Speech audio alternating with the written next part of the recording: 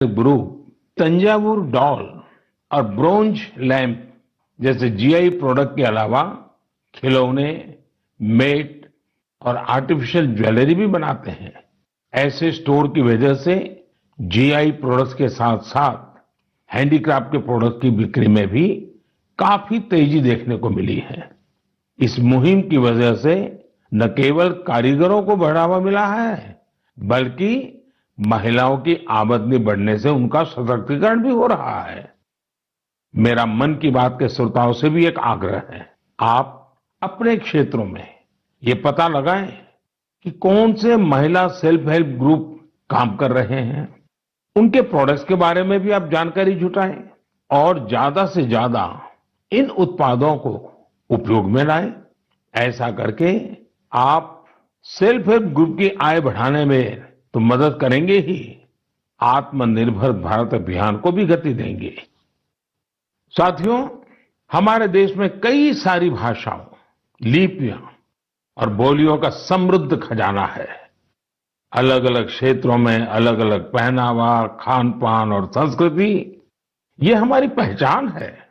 ये डाइवर्सिटी, ये विविधता एक राष्ट्र के रूप में हमें अधिक सशक्त करती है और एकजुट रखती है। इसी से जुड़ा एक बेहद प्रेरक उदाहरण है एक बेटी कल्पना का, जिसे मैं आप सभी के साथ साझा करना चाहता हूं।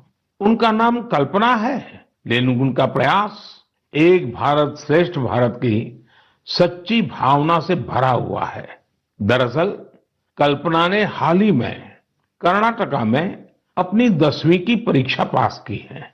लेकिन उनकी सफलता की बेहद खास बात यह है कि कल्पना को कुछ समय पहले तक कन्नड़ा भाषा ही नहीं आती थी। उन्होंने न सिर्फ 3 महीने में कन्नड़ा भाषा सीखी, बल्कि 92 नंबर भी मिला करके दिखाए। आपको ये जानकर हैरानी हो रही होगी, लेकिन ये सच है। उनके बारे में और भी कई बातें ऐसी हैं जो आपको हैरान भी करेगी और प्रेरणा भी देगी। कल्पना मूल रूप से उत्तराखंड के जोशीमठ की रहने वाली हैं। वे पहले टीबी से पीड़ित रही थी और जब वे तीसरी कक्षा में थी, तभी उनकी आंखों की रोशनी भी चली गई थी। लेकिन कहते हैं ना, जहां चाह वहां राह। कल्पना बाद में मैसूरू की रहने वाली प्रोफेसर तारामूर्ति के संपर्क में आई, जिन्होंने न सिर्फ उन्हें प्रोत्साहित किया, बल्कि हर तरह से उनकी मदद भी की। आज वो अपनी मेहनत से हम सब के लिए एक उदाहरण बन गई है। मैं कल्पना को उनके हौसले के लिए बधाई देता हूं। इसी तरह हमारे देश में कई ऐसे लोग भी हैं जो देश की भाषाई विविधता को मजबूत करने का काम कर रहे हैं। ऐसे ही एक साथी हैं पश्चिम बंगाल में पुरुलिया के श्रीपति टूडू जी। टूडू जी पुरुलिया की सिद्धो कानो बिरसा यूनिवर्सिटी में संथाली भाषा के प्रोफेसर हैं। उन्होंने संथाली समाज के लिए उनकी अपनी ओल्ड चिकी लिपि में देश के संविधान की कॉपी तैयार की है। श्रीपति टूडू जी कहते हैं कि हमारा संविधान हमारे देश के हर एक नागरिक को उनके अधिकार और कर्तव्य का बोध कराता है। इसलिए प्रत्येक नागरिक को इससे परिचित होना जरूरी है।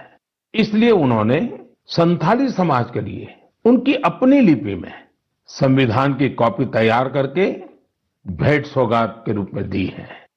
मैं श्रीपति जी की सोच और उनके प्रयासों की सराहना करता हूं। ये एक भारत श्रेष्ठ भारत की भावना का जीवंत उदाहरण है। इस भावना को आगे बढ़ाने वाले ऐसे बहुत से प्रयासों के बारे में आपको एक भारत श्रेष्ठ भारत की वेबसाइट पर भी जानकारी मिलेगी। यहां आपको खान पान, कला, संस्कृति, पर्यटन समेत ऐसे कई विषयों पर एक्टिविटीज के बारे में पता चलेगा। आप इन एक्टिविटीज में हिस्सा भी ले सकते हैं। इससे आपको अपने देश के बारे में जानकारी भी मिलेगी और आप देश की विविधता को महसूस भी करेंगे। मेरे प्यारे देशवासियों, इस समय हमारे देश में उत्तराखंड के चार धाम की पवित्र यात्रा चल रही है। चार धाम और खासकर केदारनाथ में हर दिन हजारों की संख्या में श्रद्धालु वहां पहुंच रहे हैं। लोग अपनी चार धाम यात्रा के सुखद अनुभव शेयर कर रहे हैं। लेकिन मैंने ये भी देखा कि श्रद्धालु केदारनाथ में कुछ यात्रियों द्वारा फैलाई जा रही गंदगी की वजह से बहुत दुखी भी है। सोशल मीडिया पर भी कई लोगों ने अपनी बात रखी है। हम पवित्र यात्रा में जाएं और वहां गंदगी का ढेर हो, ये ठीक नहीं। लेकिन साथियों, इन शिकायतों के बीच कई अच्छी तस्वीरें भी देखने को मिल रही हैं। जहां श्रद्धा है, वहां सृजन और सकारात्मकता भी है।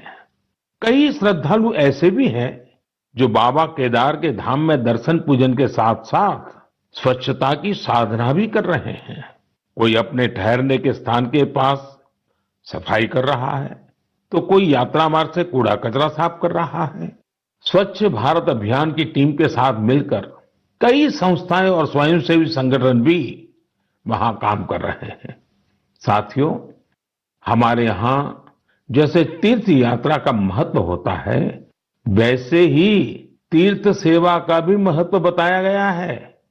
और मैं तो ये भी कहूंगा, तीर्थ सेवा के बिना तीर्थ यात्रा भी अधूरी है। देवभूमि उत्तराखंड में से कितने ही लोग हैं जो स्वच्छता और सेवा की इस साधना में लगे हुए हैं। रुद्रप्रयाग के रहने वाले श्रीमान मनोज बैंजवाल जी से भी आपको बहुत प्रेरणा मिलेगी। मनोज जी ने पिछले 25 वर्षों से पर्यावरण की देखरेख का बीड़ा उठा रखा है। वो स्वच्छता की मुहिम चलाने के साथ ही पवित्र स्थलों को प्लास्टिक मुक्त करने में भी जुटे रहते हैं। वहीं गुप्त काशी में रहने वाले सुरेंद्र बगवाड़ी जी ने भी स्वच्छता को अपना जीवन मंत्र बना लिया है। वो गुप्त काशी में नियमित रूप से सफाई कार्यक्रम चलाते हैं और मुझे पता चला है इस अभियान का नाम भी उन्होंने मन की बात रख लिया है। ऐसे ही देवर गांव की चंपा देवी जी पिछले 3 साल से अपने गांव की महिलाओं को कूड़ा प्रबंधन यानी वेस्ट मैनेजमेंट सिखा रही है। चंपा जी ने सैकड़ों पेड़ भी लगाए हैं और उन्होंने अपने परिश्रम से एक हरा भरा वन तैयार कर दिया है। साथियों, ऐसे ही लोगों के प्रयासों से देवभूमि और तीर्थों की वो दैवीय अनुभूति बनी हुई है, जिसे अनुभव करने के लिए हम वहां जाते हैं। इस देवत्व और आध्यात्मिकता को बनाए रखने की जिम्मेदारी हमारी भी तो है। अभी हमारे देश में चार धाम यात्रा के साथ साथ आने वाले समय में अमरनाथ यात्रा, पंढरपुर यात्रा और जगन्नाथ यात्रा जैसी कई यात्राएं होगी। सावन मास में तो शायद हर गांव में कोई न कोई मेला लगता है। साथियों, हम जहां कहीं भी जाए, इन तीर्थ क्षेत्रों की गरिमा बनी रहे। सुचिता, साफ सफाई, एक पवित्र वातावरण, हमें इसे कभी नहीं भूलना है। उसे जरूर बनाए रखें और इसलिए जरूरी है कि हम स्वच्छता के संकल्प को याद रखें। कुछ दिन बाद ही 5 जून को विश्व पर्यावरण दिवस के रूप में मनाता है। पर्यावरण को लेकर हमें अपने आसपास की सकारात्मक अभियान चलाने चाहिए और ये निरंतर करने वाला काम है। आप इस बार सबको साथ जोड़कर स्वच्छता और वृक्षारोपण के लिए कुछ प्रयास जरूर करें। आप खुद भी पेड़ लगाइए और दूसरों को भी प्रेरित करिए। मेरे प्यारे देशवासियों, अगले महीने 21 जून को हम 8वां अंतर्राष्ट्रीय योग दिवस मनाने वाले हैं। इस बार योग दिवस की थीम है योगा फॉर ह्यूमैनिटी। मैं आप सभी से योग दिवस को बहुत ही उत्साह के साथ मनाने का आग्रह करूंगा। हाँ, कोरोना से जुड़ी जरूरी सावधानियां भी बरतें। वैसे अब तो पूरी दुनिया में कोरोना को लेकर हालत पहले से कुछ बेहतर लग रहे हैं। अधिक से अधिक वैक्सीनेशन कवरेज की वजह से अब लोग पहले से कहीं ज्यादा बाहर भी निकल रहे हैं। इसलिए पूरी दुनिया में योग दिवस को लेकर काफी तैयारियां भी देखने को मिल रही हैं। कोरोना महामारी ने हम सभी को ये एहसास भी कराया है कि हमारे जीवन में स्वास्थ्य का कितना अधिक महत्व है और योग इसमें कितना बड़ा माध्यम है। लोग ये महसूस कर रहे हैं कि योग से फिजिकल, स्पिरिचुअल और इंटेलेक्चुअल वेलबीइंग को भी कितना बढ़ावा मिलता है। विश्व के टॉप बिजनेस पर्सन से लेकर फिल्म और स्पोर्ट्स पर्सनालिटीज तक, स्टूडेंट से लेकर सामान्य मानवी तक, सभी योग को अपने जीवन का अभिन्न अंग बना रहे हैं।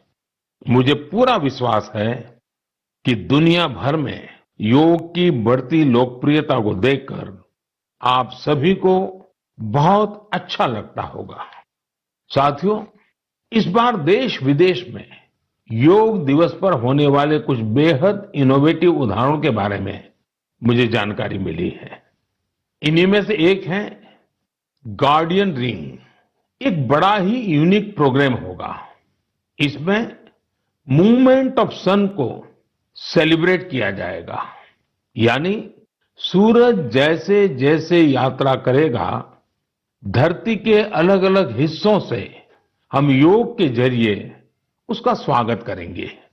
अलग अलग देशों में इंडियन मिशंस वहां के लोकल टाइम के मुताबिक सूर्योदय के समय योग कार्यक्रम आयोजित करेंगे। एक देश के बाद दूसरे देश से कार्यक्रम शुरू होगा। पूरब से पश्चिम तक निरंतर यात्रा चलती रहेगी। फिर ऐसे ही ये आगे बढ़ता रहेगा।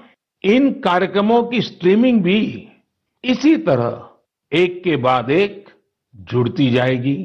यानी ये एक तरह का रिले योगा स्ट्रीमिंग इवेंट होगा। आप भी इसे जरूर देखिएगा।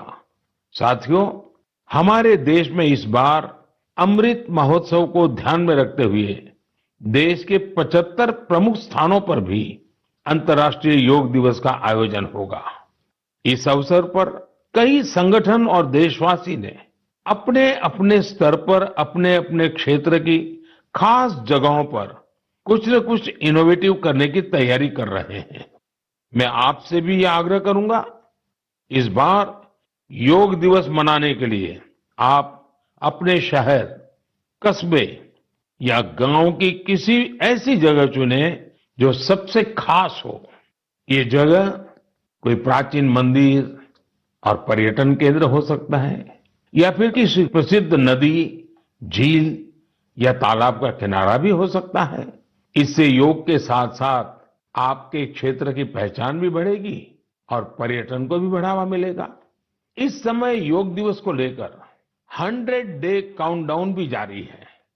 या यूं कहें कि निजी और सामाजिक प्रयासों से जुड़े कार्यक्रम 3 महीने पहले ही शुरू हो चुके हैं।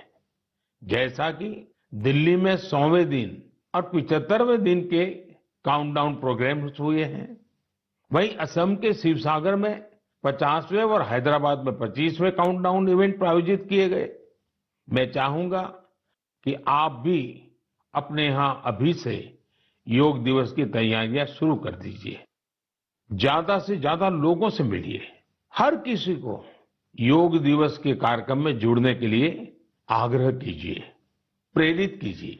मुझे पूरा भरोसा है कि आप सभी योग दिवस में बढ़ चढ़कर हिस्सा लेंगे, साथ ही योग को अपने दैनिक जीवन में भी अपनाएंगे। साथियों, कुछ दिन पहले मैं जापान गया था। अपने कई कार्यक्रमों के बीच मुझे कुछ शानदार शख्सियतों से मिलने का मौका मिला। मैं मन की बात में आपसे उनके बारे में चर्चा करना चाहता हूं। वे लोग हैं तो जापान के, लेकिन भारत के प्रति इनमें गजब का लगाव और प्रेम है। इनमें से एक है हिरोशी कोइके जी, जो एक जाने माने आर्ट डायरेक्टर है। आपको ये जानकर बहुत ही खुशी होगी कि इन्होंने महाभारत प्रोजेक्ट को डायरेक्ट किया है। इस प्रोजेक्ट की शुरुआत कंबोडिया में हुई थी और पिछले 9 सालों से ये निरंतर जारी है। हिरोशी कोइके जी हर काम बहुत ही अलग तरीके से करते हैं। वे हर साल एशिया के किसी देश की यात्रा करते हैं और वहां लोकल आर्टिस्ट और म्यूजिशियंस के साथ महाभारत के कुछ हिस्सों को प्रोड्यूस करते हैं।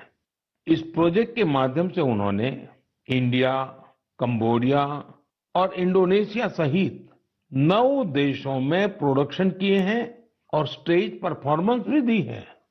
हिरोशी कोइके जी उन कलाकारों को एक साथ लाते हैं जिनका क्लासिकल और ट्रेडिशनल एशियन परफॉर्मिंग आर्ट्स में डाइवर्स बैकग्राउंड रहा है। इस वजह से उनके काम में विविध रंग देखने को मिलते हैं। इंडोनेशिया, थाईलैंड, मलेशिया और जापान के परफॉर्मर्स जावा नृत्य, बाली नृत्य, थाई नृत्य के जरिए इसे और आकर्षक बना देते हैं। खास बात यह है कि इसमें प्रत्येक परफॉर्मर अपनी ही मातृभाषा में बोलता है और कोरियोग्राफी बहुत ही खूबसूरती से इस विविधता को प्रदर्शित करती है और म्यूजिक की डाइवर्सिटी इस प्रोडक्शन को और जीवंत बना देती है। उनका उद्देश्य इस बात को सामने लाना है कि हमारे समाज में डाइवर्सिटी और कोएग्जिस्टेंस का क्या महत्व है और शांति का रूप वास्तव में कैसा होना चाहिए।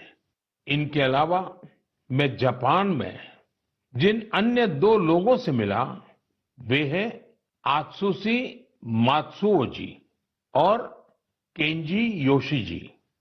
ये दोनों ही टेम प्रोडक्शन कंपनी से जुड़े हैं। इस कंपनी का संबंध रामायण की उस जापानीज एनिमेशन फिल्म से है जो 1993 में रिलीज हुई थी। यह प्रोजेक्ट जापान के बहुत ही मशहूर फिल्म डायरेक्टर युगो साकोजी से जुड़ा हुआ था।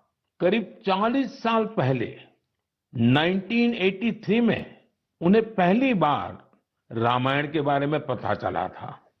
रामायण उनके हृदय को छू गई, जिसके बाद उन्होंने इस पर गहराई से रिसर्च शुरू कर दी।